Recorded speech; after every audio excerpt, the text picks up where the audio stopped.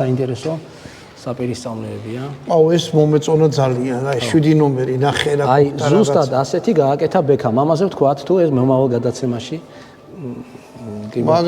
მაგაზეც ვილაპარაკებთ. აი აქ ხევსურია წარმოდგენილი და გუდამაყრელი და ყველაზე მაგარი რა არის აქ? ეს სვანური ფარი. კი ბატონო, ეს სვანური ფარია, ესეც ძალიან საინტერესო ფარია. აი თუ გადააკვირდები ეს ჯვრებიც არის რა, ფორმებში. სავარაუდოდ ახლა მე როგორც ვფიქრობ, ეს ფარი იყო წითელი.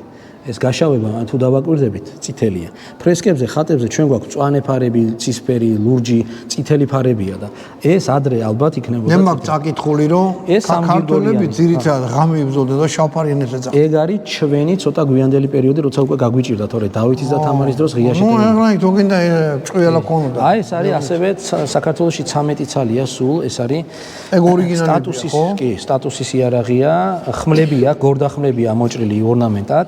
ნუ ეგეთი მარტო თავაც ექნება. ეს ხო იცი რა არის? ღაჯი. ხო, ღაჯიები, სათითეები. ნამდვილი ღაჯი, ესე საბრძოლო კვერცხი. აი მუზარადები. აქ არის სამეფო ჯაჭვისფერები. და ესეთი რომ გვაქვს საერთოდ, ეს არის ძალიან უნიკალური. რომ შემურჩა რა რუსებმა რო არ გაიტანეს. ხო, ნუ საერთოდ რო გვაქვს და როგორი წვრილი ქსოვა, ესეთი წვრილი ქსოვა მე მინახი ახლა.